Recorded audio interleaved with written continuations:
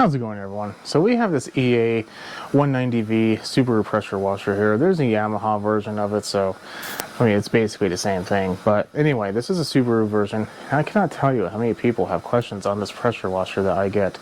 So sit down, relax. We're going to go over some common problems, and in the end, I'm going to tell you if I think this is a good machine to purchase. If you're in the market for one, maybe you see one used, one new, who knows?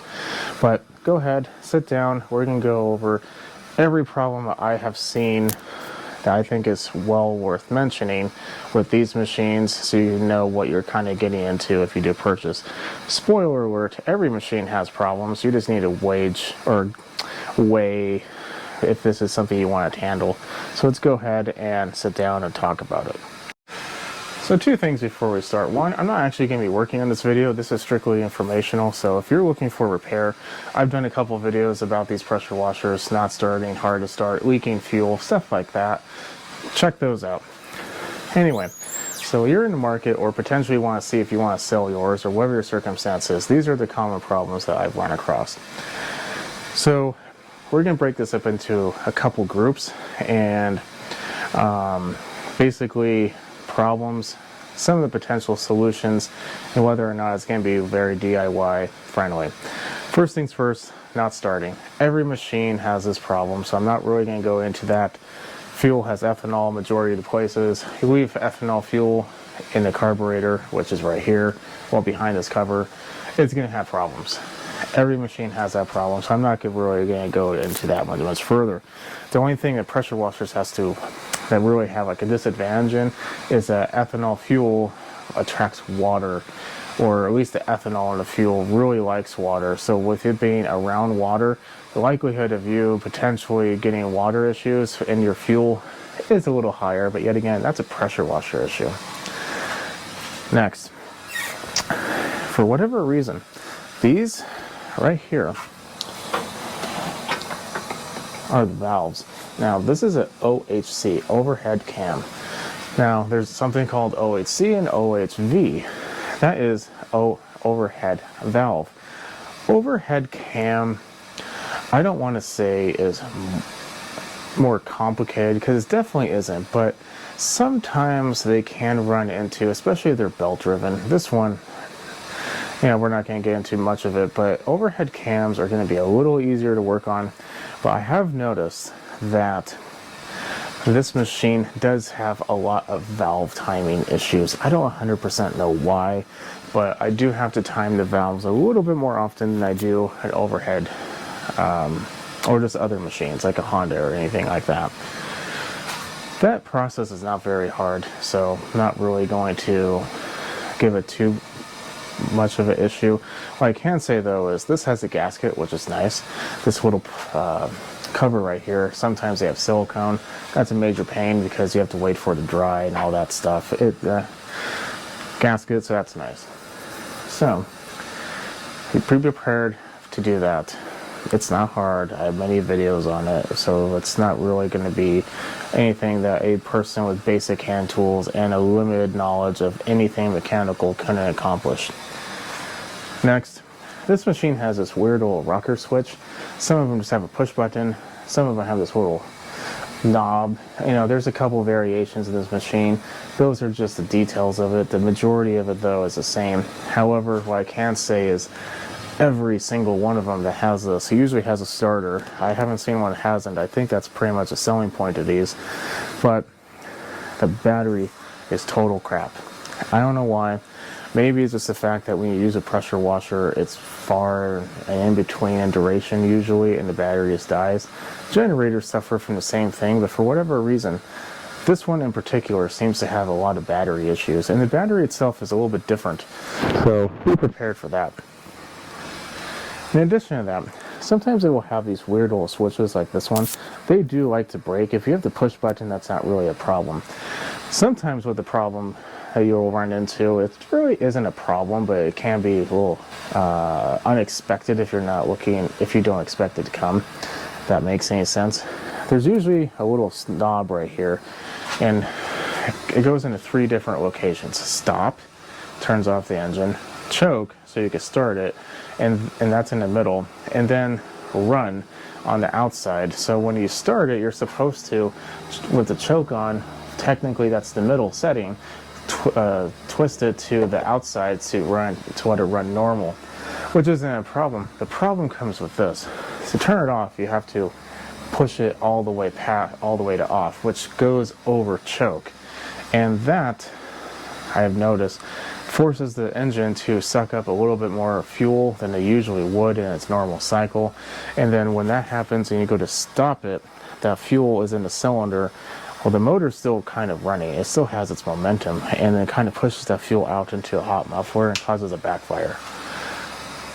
It's just how it works. This machine personally, this particular machine doesn't have that problem because we don't have that type of choke system here. But, you know, it can be jarring if you're not expecting it. So if you are not expecting it and you do have that one, just know that's normal. It's not a problem. I just wanted to bring it up.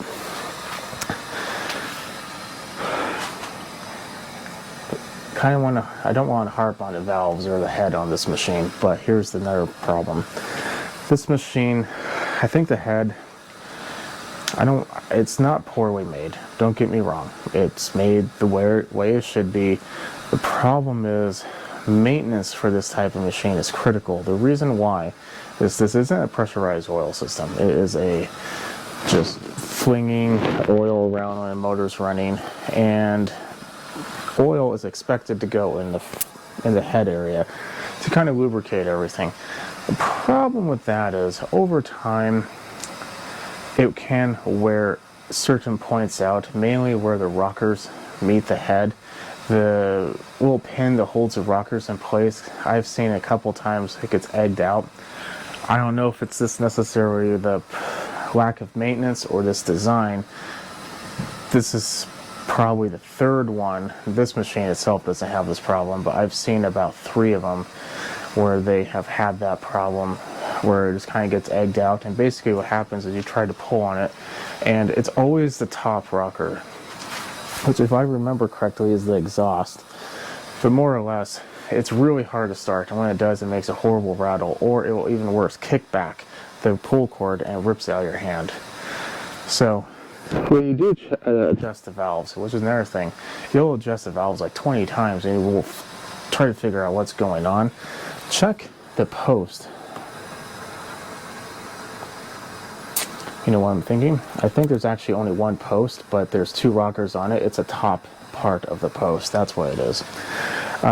Anyway, so check the post, make sure it's not egged out, or the hole for the post, make sure it's not egged out, and that's it. Key thing is this needs to be maintenance well. You need to have full oil. If you, for any reason, have a flooding issue with your carburetor where fuel has gone into the motor and diluted the oil, immediately get rid of it. That is the number one way, besides, of course, running it low on oil, of having this problem. Don't do that. So that's a pretty big problem, because that is the death of this machine. This head is not cheap, and it's pretty much in the realm of it's cheaper just to buy a new one. So many people do, and fixing that, while isn't impossible, it's very detailed and very difficult. You need some tools and a little bit of know-how on how to machine. It's just not fun. So there's that. These wheels, oh boy, these wheels have a little cap on the end to kind of hold them in place. It's literally just a piece of metal that's bent, and it has like a little notch in it to kind of hold it in place.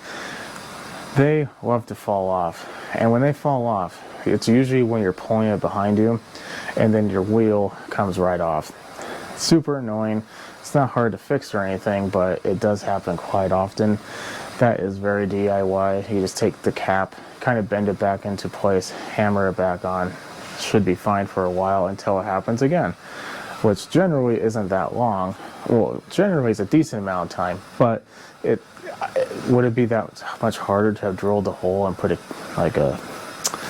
clip in there of some type? No, it's just a cheap way of doing it. It's kind of annoying. The pump is actually not too much of an issue. However, there is one issue that I sometimes run across, and that is when people use soap. Now, this is kind of every pressure washer issue, so I'm not going to go too hard on it. But for whatever reason, for this one especially, if you don't rinse, or when you're using soap, you need to make sure you get everything cleaned out, because I cannot tell you how many of these pumps I've had to replace because the soap in there just gets all gummed up, or especially if you use bleach, which you should never do. Just don't use soap in these machines. It's a pressure washer. Don't use soap. I mean, if you're going to use soap, then just buy in my opinion, the only reason why a person would ever need to use soap is to wash a car, because it's usually very low pressure at that point. And at that point, you might as well just get a special sprayer for it by itself. That's just my opinion. You know, I've seen people use soap for driveways, and then they switch over to a different nozzle and wash it off. You know, not the best idea. In some places, it's actually illegal to have chemical run off your driveway into the public road. Check your local area if that's true for you, but yeah. Next one. So a recoil on this is a little weird. There's the recoil itself underneath this plastic piece, which, side note, tell me this doesn't look like it belongs in a Michael Bay movie where this turns into a walking machine. Don't want to say the name of it, of course, but just imagine explosions behind you. Exactly. So yeah, back to this. Next, we have the recoil. Recoil itself, not a problem. The problem comes with this. This little guide. I don't know why. It's right here. This little piece right here. I don't know if it just gets damaged or sharp or worn out or what, but it loves to cut the string. And I've had to replace many pull cord ropes on this, and a couple times I literally just bent this out, cut it off, and used the normal hole like every other machine does. And since then, I've never really seen those people again. But you know, you could probably avoid having that. What you don't want to do is pull up. You want to pull out as straight as you can. You know, it gives you, one, it gives you probably better leverage, and two, it's going to put less strain on the rope. On both situations, if that little piece was there or not, you should always do that. But this one in particular, for whatever reason, I think it's just because this little piece gets damaged and destroys the pull cord. So, next one is the starter.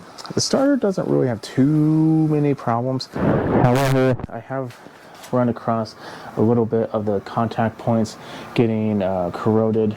Now, this is probably a problem with all pressure washers, but this one in particular, because it does have a starter, not many do. Sometimes you'll try to start it and you'll think your battery's dead. No, your post or your contact point is actually just super corroded, and you just need to clean it. You know, wire brush, get the rust off it and stuff, and call it good, and it will work just fine. The starter itself isn't a problem. I just think it's just in a poor environment, and it suffers from that type of issue. And other than that, yeah. So, a little bonus, a couple things I think are good about this machine is it's pretty heavy. It's definitely heavier or better quality than some machines, especially the base. Like some machines, this little plate is pretty thin. This handle can come off, which is kind of nice. Some of them will fold, but you know, some of them don't even come off at all.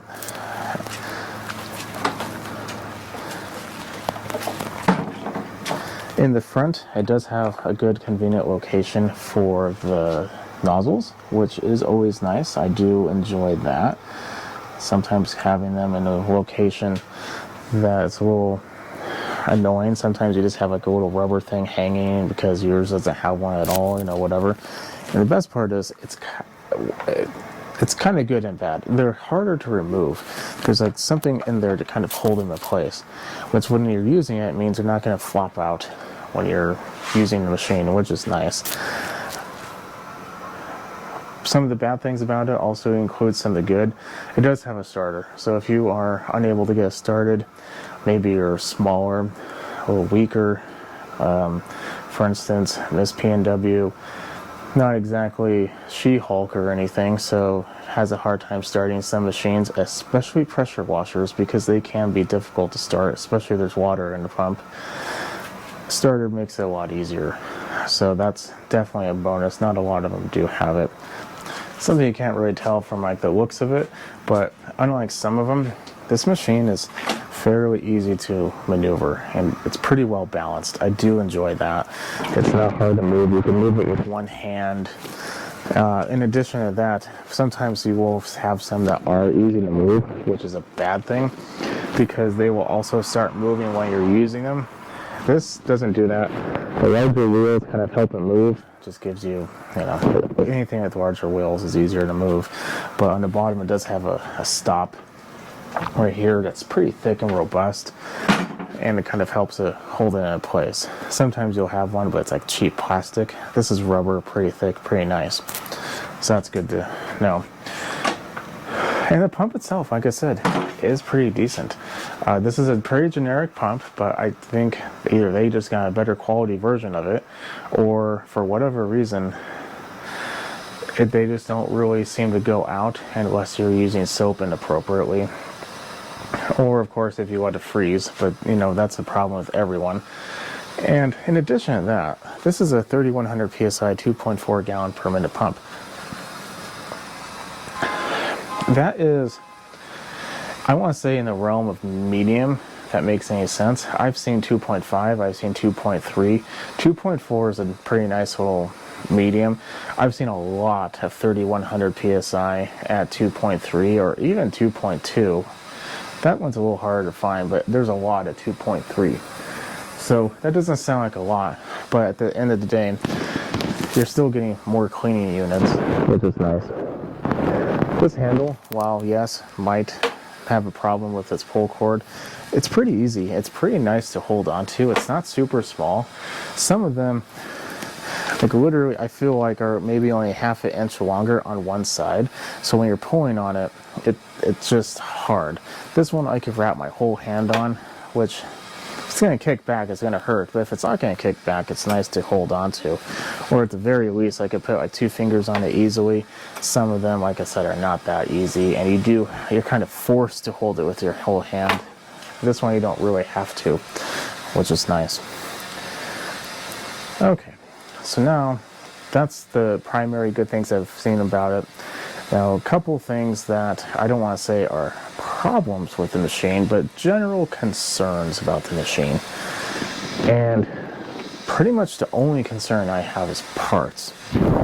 Let me explain. This motor isn't very common.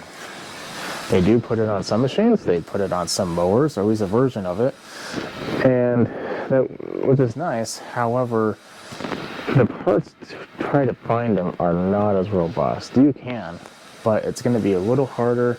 So if you need to find parts to repair it, it's going to be a little bit more difficult, which just means you need to maintain it, or maintaining it is even more important, because if you do have to repair it, it's not going to be as easy to locate the parts, and when you do, they're going to be generally a little bit more expensive. So there's that. I mean, it's not like a problem with the machine, it's just a concern with the machine. But that's really my only, well, I would say, concern. Everything else on it seems to be pretty good, with the exception of those problems we discussed earlier. And a lot of those can be prevented as well. For instance, the battery, get a trickle charger. I mean, it's not hard to do it. I mean, just keep it maintained and call it good. Oil, make sure there's enough oil. Never have to worry about the head being egged out. Valves, make it a habit every spring or fall time to adjust the valves. It takes like 10 minutes, and if you're not that out of adjustment, it takes even less time. So fuel system, as long as you keep it clean and dry in the non-use times, or put non-ethanol fuel in there if you're able to, you probably will never have a problem. Stuff like that. So a lot of the problems are just preventable. However, you know, it's not necessarily always on your mind. But with this machine, I would say it probably should be, which I guess could be in the category of concerning, because it's kind of like owning a BMW. You love it, parts are expensive, probably could have extended the life of those parts if you just maintenance a little bit more, but you're a BMW owner or a Subaru EA190V owner. Do you really concern yourself with maintenance, or pretty much good thought in general? Sorry, BMW owners. Anyway, so we've come to the end of the review. Now, if you want technical specs, you should read the manual. I'm not going to go over that. You should know what it is. Pretty much the numbers you're looking for, you already know. 3,100 PSI. I don't think you really care what size of engine it is or whatnot, so, I mean, this isn't your truck.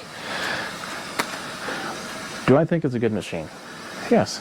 Yes, I do. In fact, I actually owned a version of this machine, the one that you had a little switch right here, for, I want to say, almost 3 years. And I used that machine quite a bit. In my small engine repair, I will pressure wash the machines before I give it back to people, depending on if it's dirty or not. If it's clean, I obviously won't. But most definitely, every machine I sell gets pressure washed, so it will get cleaned. It will be used quite a bit. You know, driveway cleaning, stuff like that. My machine was used a lot, and I've never had a problem with it, with the exception of, I think I did have to do the valve adjustment probably more often than I would have assumed. But then after working on these, it just kind of became known that some of them will have to do it and some of them won't. I've actually been maintaining this particular machine for, I don't know, 2 years now, and this is what happens. You just have to adjust the valves. But yeah, I think it's a good machine. If you're looking for one, I would not pay more for this machine than, let's say, a equivalent Honda machine. Now, you know, there are others obviously out there that are going to be cheaper, a little bit more expensive and whatnot. Considering what you're getting a electric start with a fairly robust motor, fairly robust frame, easy to move. It's a pretty good deal. Now, I mean, let's say for instance, you have the opportunity to buy that red bad boy out there, which is having its own type of issues. That machine itself is junk. If that machine, if you're going to get something equivalent to that, or this one, 100% of this one. That's it. If you're getting a nice, let's say, Samson with a Honda motor, 190cc, pretty much the same, you know, pressure rating and everything, that would be a little bit harder of a toss-up. It would really break down to if you're strong enough to pull the machine over routinely, then I would still probably go with this one or the other one. At that point, literally the only determining factor in my mind would be price. If you are not, or you don't feel like you want to constantly turn this thing on and off, then I would go with this one, then something that's a little bit more comparable, because for the starting system on this, it's really the big seller in my opinion. And if that's important to you, then it's probably well worth the additional price. If it's even additional, a lot of times I see these pretty reasonable, especially used. So, you know, keep that in mind. So this is my review. I hope you liked it. If you have this machine and you're thinking of getting rid of it, but now you're kind of wondering if you want to, leave a thumbs up. If you're looking to buy one of these machines and it's kind of made up your mind whether or not you should or should not, definitely leave a thumbs up. If you have any questions about these types of machines, I'm sure you do. If it's anything to do with mechanical, like starting or fluids or anything like that, check out my other videos. And if it's not in those videos, feel free to leave a comment below. I'll be happy to help you out. See you in the next video. You have a good night.